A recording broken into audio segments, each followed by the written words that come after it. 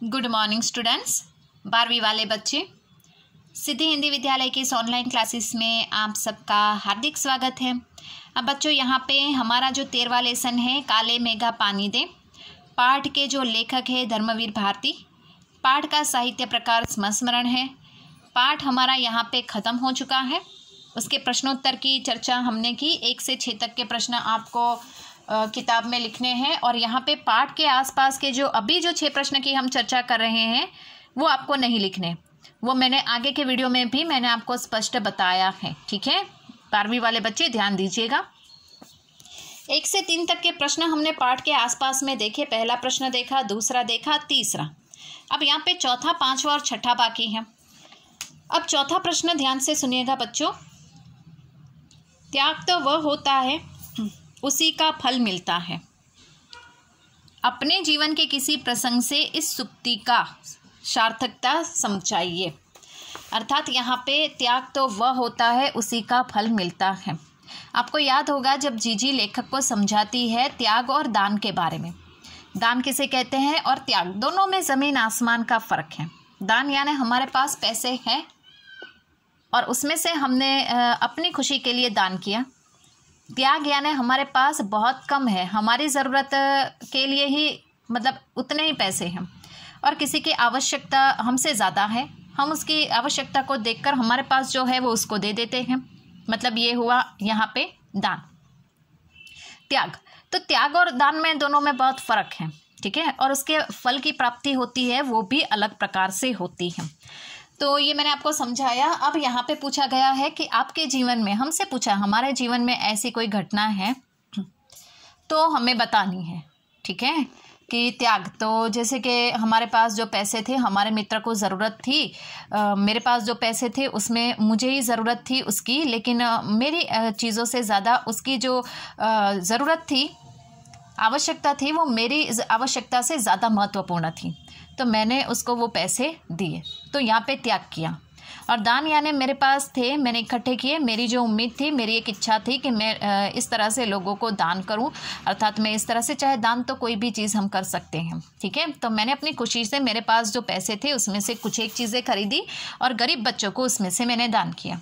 तो दान और त्याग, अगर हमारे जीवन में ऐसी कोई घटना है, घटित हुई है, तो हमारे बारे में मतलब हमसे पूछा गया है कि आपको अगर कोई ऐसा अनुभव है तो लिखना है। वैसे तो मैंने आपको मना किया है, ये प्रश्न लिखना ही नहीं है। ठीक है, 5वां प्रश्न, पानी का संकट वर्तमान स्थिति में भी बहुत गहराया हुआ है। इसी तरह के पर्यावरण से संबंध अन्य संकटों के बारे में लिखिए। जैसे कि यहाँ पे पानी का संकट, वर्तमान स्थिति लेखक ने बताई कि गांव में बारिश नहीं हो रही तो पानी की विकट समस्या है। तो हमसे पूछा है कि अभी वर्तमान जिस स्थिति में हम लोग जी रहे हैं, अभी के इस समय में ऐसी कौन कौन सी समस्याएं हैं जो पानी की संकटों के साथ बिल्कुल उसके लेवल में चलती हो। तो ऐसी कौन कौन सी समस्याएं हैं, तो उसमें यहाँ पे हम लिख सकते हैं कि वर्तमान समय में पर्यावरण से संबंधित कुछ संकट इस प्रकार से भी है, जैसे कि वायु प्रदूषण, ध्वनि प्रदूषण, कमौसमी बरसात। बिल्कुल सही बात है। इस साल हम देख सकते हैं कि बारिश का रुख कैसा है। अभी भी बारिश होती है ना, और ये कोई बारिश के मौसम नहीं है, लेकिन फिर भी बारिश होती है। अभी कुछ दिनों पहले की ही बात है। अतिवृष्टि, हद से ज़्यादा बारिश होना, अनावृष्टि, अकाल होती है। कभी कभी बारिश हद से ज़्यादा हो जाती है और कभी कभी बिल्कुल नहीं होती है। वैश्विक तापीकरण, भूमि का बंजर होना, मौसम चक्र में बदलाव। ऐसे तो कई प्रकार की समस्याएं, लेकिन हमारे जहन में जितनी है उतनी हमें लिखनी है। जैसे मैंने आपको बताया कि वायु प्रदूषण, वो भी एक संकट है हमारे लिए। ध्वनि प्रदूषण, तो आवाज़ें भी, शहरों में जाते कितनी सारी आवाज़ें होती रहती है, जिससे हमारे स्वभाव पर उसका गहरा असर पड़ता है और पूरा हमारा स्वभाव भी बिगड़ जाता है। ज़्यादा आवाज़ होती है तो हमें कैसा महसूस होता है, कभी महसूस करके देखिएगा। कमौसमी बरसात यानी मौसम के बगैर, उसकी बारिश की मौसम नहीं है लेकिन फिर भी बरसात होती है। हद से ज़्यादा बारिश होना, कम बारिश होना। वैश्विक तापीकरण, जो ग्लोबल वार्मिंग जिसको हम कहते हैं ना, गर्मी हद से ज़्यादा बढ़ना। भूमि का बंजर होना, ज़मीन जो उपजाऊ है वो दिन ब दिन बंजर होती जा रही है। क्यों? बारिश ठीक से नहीं हो रही है, हद से ज़्यादा हो रही है, तो ये भी ज़मीन के लिए घातक सिद्ध होता है। और मौसम चक्र में बदलाव, बिल्कुल सही बात है, मौसम चक्र में बदलाव। सर्दी होती है तो भी गर्मी पड़ती है, गर्मी होती है उस टाइम पे भी देखिएगा बारिश होती है। जब बारिश की मौसम होती है उस समय ठंड लगने लगती है, अर्थात कभी कभी तो गर्मी लगने लगती है। इस साल अभी इसी साल आप महसूस कर सकते हो कि मतलब जो मौसम होती है वो मौसम चक्र में भी बदलाव होता है। बारिश की मौसम ना होने के बावजूद भी बारिश होती है, गर्मी में भी ठंड की महसूस होती है, हद से ज़्यादा गर्मी बढ़ जाती है। तो ये सब जो है वो एक विकट समस्या है। ठीक है, छठा प्रश्न है, आपकी दादी नानी किस तरह से विश्वासों की बात करती हैं? ऐसी स्थिति में उनके प्रति आपका रवैया क्या होता है?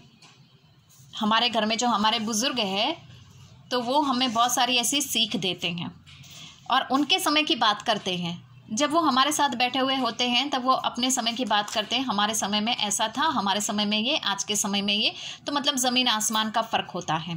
ठीक है, जब वो बातें इस तरह से करते हैं, अपने समय की बातें करते हैं, तब हमारा रवैया क्या होता है? क्यों? क्योंकि हम तो आज की सदी के हैं, तो हम किस तरह से अपना रिएक्शन देते हैं उसके बारे में हमें लिखना है। हमारी दादी नानी अनेक प्रकार के व्रत उपवास रखती है। कोई व्रत बेटे की लंबी आयु के लिए तो कोई व्रत पति की लंबी आयु के लिए। वे निर्जरा व्रत करती हैं, पर परिवार में वे सबसे बड़ी हैं। हम उनका मान सम्मान करते हैं। हम ये जानते हैं कि व्रत करने से किसी की उम्र लंबी नहीं होती, ये सभी तो ईश्वर के हाथ में है। फिर भी हम अपनी दादी नानी की बातों को इनकार नहीं कर पाते। हम उनकी कुछ आस्थाओं जैसे बिल्ली का रास्ता काट, घर से जाते समय भरा हुआ घड़ा देखना, आँखों का फड़फड़ाना आदि को अंधविश्वास मानते हैं, परंतु हम उनका विरोध नहीं कर पाते। संभवतः इसका कारण उनका अशिक्षित होना है। हमारे विरोध करने पर दादी नानी को दुख पहुंचेगा और परिवार में अशांति फैलेगी। हमारी दादी नानी के ये सारे व्रत, उपवास, आस्था आदि पारिवारिक भलाई के लिए ही करते हैं। इसके लिए हम उनकी भावनाओं का सम्मान देने के लिए उनका विरोध नहीं कर पाते। तो हमें यहाँ पे लिखना है कि नहीं, बिल्कुल सही बात है, हमारी दादी नानी अर्थात घर के जो भी बुजुर्ग हैं हमें जो सीख देते हैं ये उनके जो आस्था है, विश्वास है, जैसे कि यहाँ पे बताया गया ना, जैसे व्रत उपवास करना, उम्र बड़ी हो जाती है तो ऐसा कुछ नहीं होता, लेकिन फिर भी यहाँ पे वो तो भगवान के हाथ में होता है, लेकिन फिर भी बुजुर्ग कहते हैं कि हाँ ऐसा है, तो हम लोग क्या उनका दिल ना दुखे उसके लिए, और वो उम्र में बड़े हैं और बड़ों का सम्मान करना, इसके लिए हम उनकी बातों को मान लेते हैं। जैसे कि यहाँ पे बहुत सारी बात, जैसे कि बिल्ली रास्ता काट जाती है, अर्थात घर से बाहर निकलते समय, परीक्षा जैसे कि पेपर लिखने जाते उस समय दही शक्कर खा के जाते हैं, है ना, आँख का फड़फड़ाना, ये सारी बातें। तो यहाँ पे दादी नानी जिस प्रकार से कहती है उनकी आस्था है, तो कम से कम उनकी आस्था बनाए रखने के लिए तो हम उनकी बातों को मान ही लेते हैं। मानने में क्या जाता है हमारा, कुछ नहीं। तो कभी कभी ऐसा यहाँ पे पाठ में ये भी दिखाया गया है, जैसे लेखक ने नहीं अपनी जीजी की बात को माना, चाहे कितनी भी क्यों ना हो, लेकिन जो उम्र में बड़े हैं उनका सम्मान करना चाहिए, उनका आदर करना चाहिए, तो उनकी बातों को नहीं काटना चाहिए। पहले उनको बोल देना चाहिए, फिर हमें बोल लेते हैं, उसके बाद हम जो भी अपने विचार हैं वो शांति से रखने चाहिए। तो इस तरह से ये बात यहाँ पे सीखने को मिलती है। तो बच्चों, आज के इस वीडियो में हमने ये जो पाठ है, इस पाठ के स्वाध्याय के प्रश्न हो चुके हैं। हमारा ये लेसन यहाँ पे ख़त्म होता है, और इसी के साथ साथ यहाँ पे मैं आपको बता दूँ कि अब आगे के वीडियो में हम लोग व्याकरण की शुरुआत करेंगे। ठीक है, तो व्याकरण के लिए कॉपी बना के रखनी पड़ेगी आपको। और ऐसे ऐसे जो इस साल अभी 12वीं में जो पूरा व्याकरण है ही, व्याकरण के कोई भी मुद्दे नहीं निकाले गए हैं हिंदी भाषा के भीतर, तो परीक्षा में जिस प्रकार का व्याकरण है, कौन कौन सा है, वो मैं आपको आगे वाले वीडियो में बता दूंगी। तब तक के लिए यहाँ पे रुकते हैं। Thank you.